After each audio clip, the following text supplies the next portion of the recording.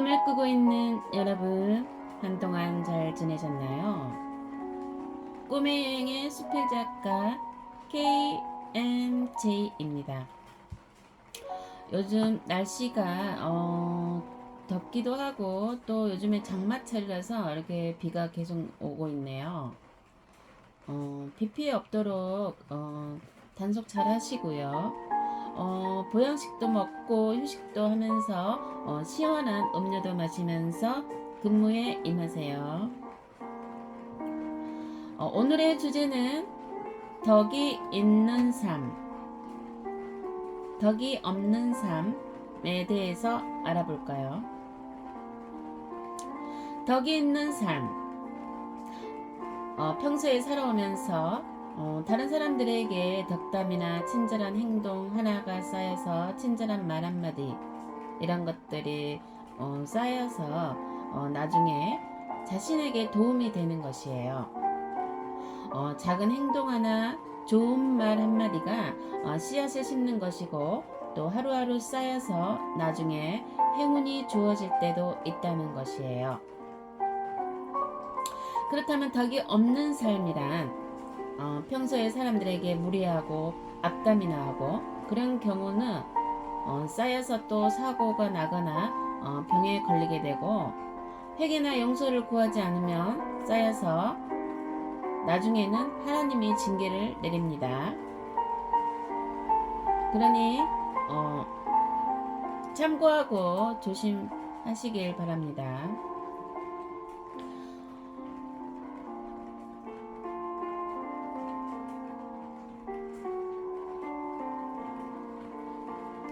어느 여름날 햇볕은 뜨거워 낮에는 걸어 다니는 것도 힘들고 해서 보양식을 먹고 또 산책하기 위해서 근거리에 있는 산책길을 걷다가 흔들의자가 있어서 흔들의자에 앉아있는데 어떤 할머니가 걸어오더니 아쿠다리야 하면서 슬며시 내 옆에 앉는 거예요.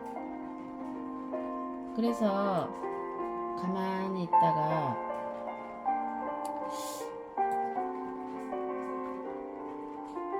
다른 곳에 의자가 있는데 왜 하필이면 내 옆에 앉는지 그래서 몇 마디 물어보니 지금까지 살아오면서 남는 건 몸 하나인데 몸도 여기저기 수술해서 정상이 아니고 걷는 것도 혼자 걷지 못한다고 합니다. 그래서 잠시 얼굴을 보아하니 복도 없고 얼굴에 정도 없는 얼굴이었어요. 그런 사람은 다른 사람보다 몇 배는 더 열심히 살아야 남들에게 뒤지지 않는 삶을 살 수 있고 또 얼굴이 못나면 자신을 갈고 닦아 열심히 살아야 합니다.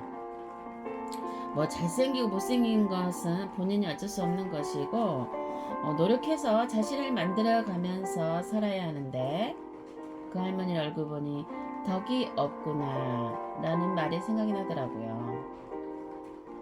덕은 본인이 살아오면서 봉사나 헌신, 인자함, 이해심, 배려, 포용력으로 이렇게 만들어집니다.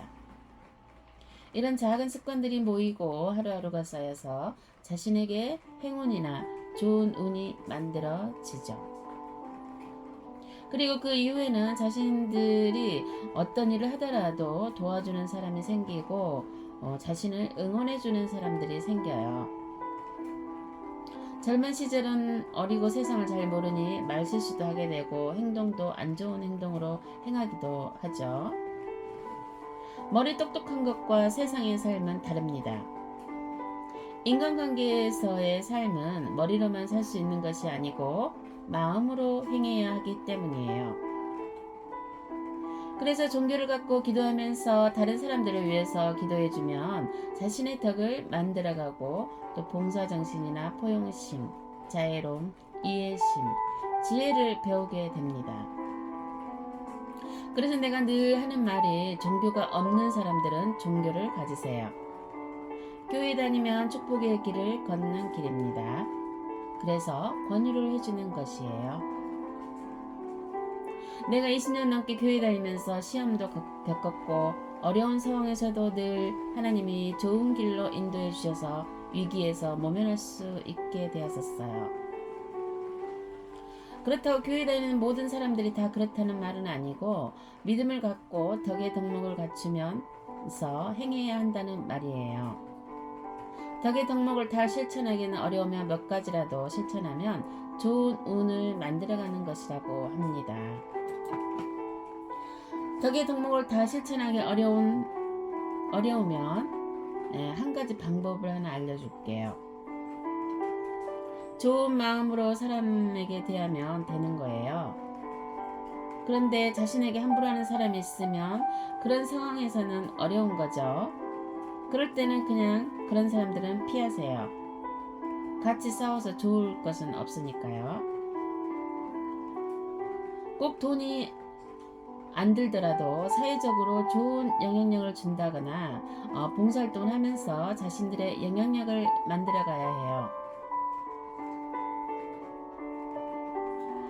건강한 공부를 해서 자신의 건강한 몸을 만들어 가야 하고 자신의 능력도 자신이 만들어 가는 것이고, 그래서 젊은 시절 공부를 하면서 사회 경험도 많이 해보고 사람들과의 좋은 관계로 만들어 가야 해요.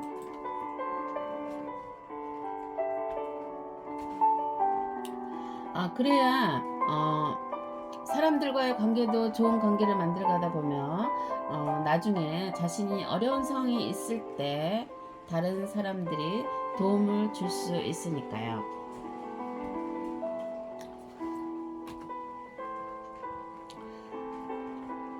내가 예전에 어떤 경우가 있었는데 삶이 힘들 때는 다른 사람들하고 말하는 것도 싫고 다른 사람들을 기피하게 되더라고요.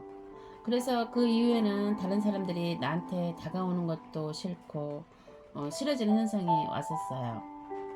그래서 대인기피증이 와서 그때부터는 혼자 있는 시간이 많아지더라고요. 그래서 혼자 있는 시간을 어떻게 잘 활용해서 몇 년 후에는 어떤 결과나 성과를 얻어야겠지 라는 생각을 하면서 무조건 배우면서 책도 많이 보고 또 자신의 개발을 위해서 노력을 많이 해왔어요. 그러면서 알바를 많이 하면서 자연스럽게 경제 공부를 하게 되었고 돈 버는 방법들을 많이 터득하게 되었어요. 그래서 돈 버는 방법들을 유튜브를 통해서 알려주고 메시지로도 알려주었죠. 그리고 좋은 책을 읽어보고 유튜브로 소개해 주었어요. 그래서 지금은 나를 응원해주는 사람들이 좋은 기회를 갖게 되었어요. 그런데 자신의 상황이 힘들고 어려운 상황에서는 상대방에게 관대하기는 어려운 거예요. 그런데도 불구하고 나를 응원해주는 사람들에게 같이 공감해주고 어려운 상황을 잘 이겨내자고 유튜브로 알려주면서 내 방송을 듣는 사람들은 그렇게 해서 좋은 기회를 갖게 되었어요. 꼭 친절해야 할 필요는 없지만 상대방에게 피해주는 일은 하지 말아야 한다는 말이에요. 그리고 요즘에는 사람들에게 친절하면 오히려 오해를 받는 경우가 있어요. 그래서 적당한 거리를 두고 인간관계를 만들어 가야 해요. 위의 내용은 개인적인 일이니 참고하고 살면서 도움이 되었으면 합니다. 그러면 오늘 또 책 속으로 들어가 볼까요? 제목, 인간이 그리는 무늬. 덕이란 무엇인가? 여러분에게 덕이란 어떤 것인가요? 우리가 일반적으로 덕이란 단어를 가지고는 내면의 두툼한 어떤 것을 표현하지요. 봉사, 헌신, 인자함, 자애로움, 이해심, 배려, 그리고 포용력 등이 덕이란 단어의 둘레를 감쌉니다. 덕이라면 흔히들 이처럼 도덕적 가치와 깊이 관련시켜서 생각하지요. 중간 생략.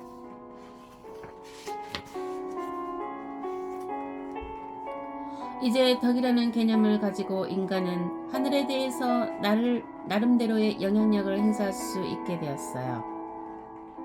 덕이라는 개념의 출현은 최소한 중국 역사 속에서는 인간이 주도권을 가진 존재가 될 수 있는 가능성의 문을 최초로 조심스럽게 연 계기가 된 거예요. 달리 말해 신에 대하여 독립적이고 주체적인 존재가 될 수 있음을 최초로 드러낸 것입니다.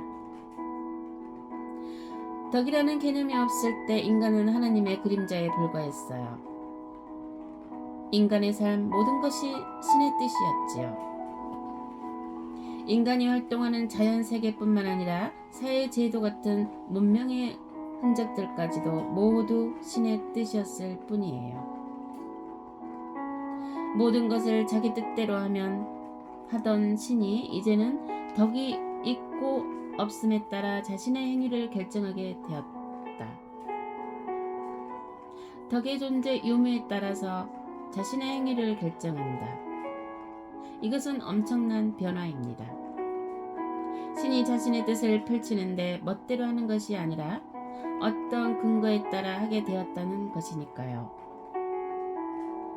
신의 움직임에 최소한의 틀이 생기게 된 것입니다.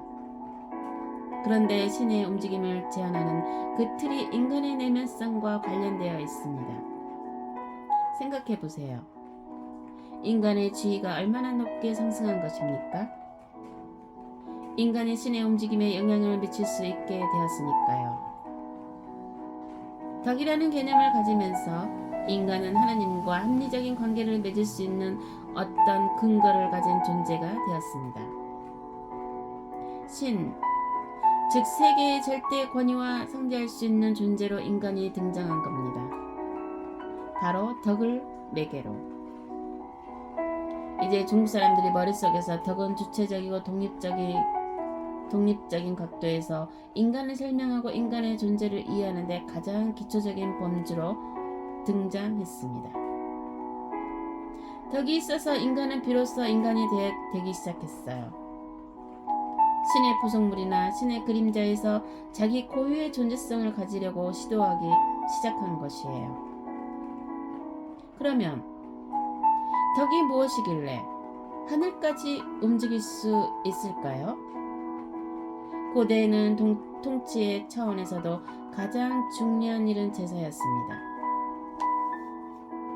하늘에서 모든 결정권이 내려오기 때문에 인간은 하늘의 음성, 하늘의 결정 내용을 잘 알아들어야 되겠지요. 하늘의 음성을 알아듣고자 펼친 행사가 바로 제사입니다.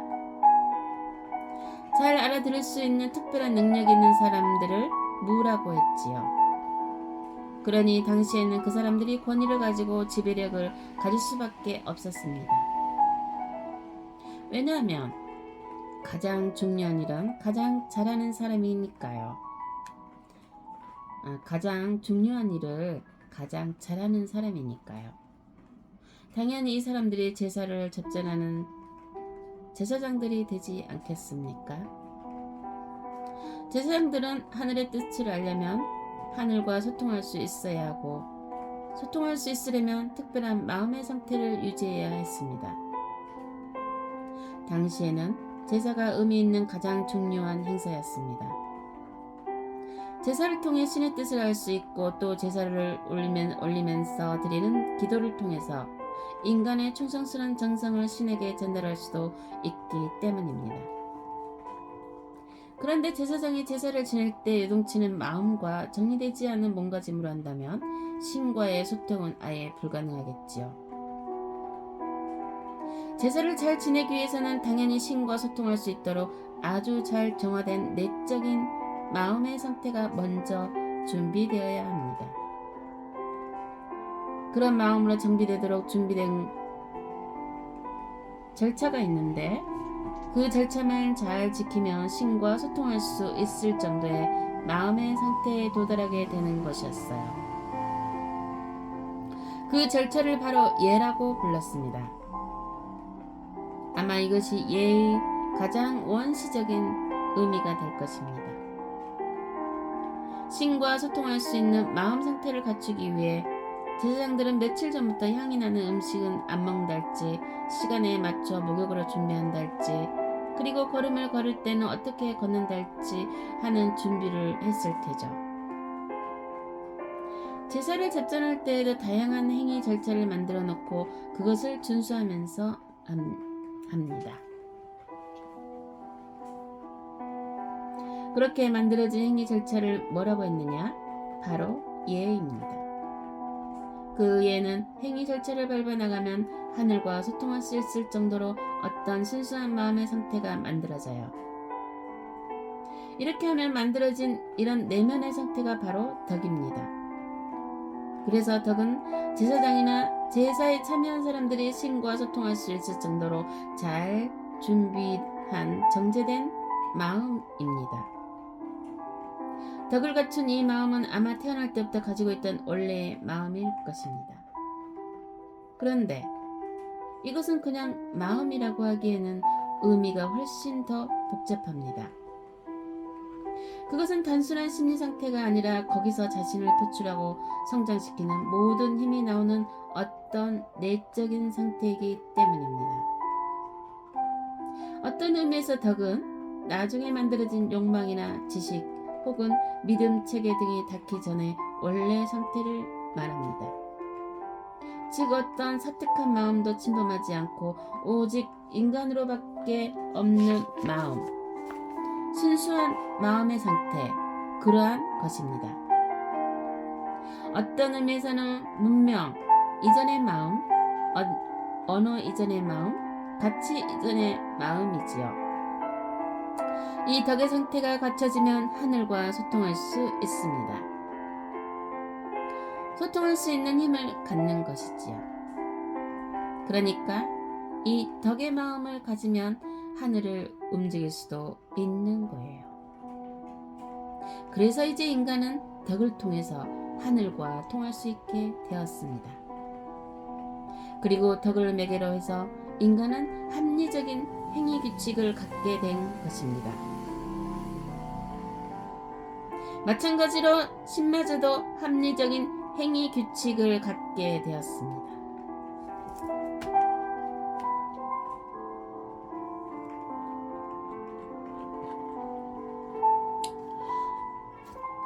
네, 오늘은 덕이라는 주제로 같이 공부했는데요.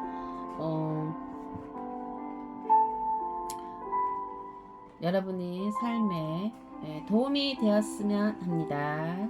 그럼 다음 시간에 다시 만나요.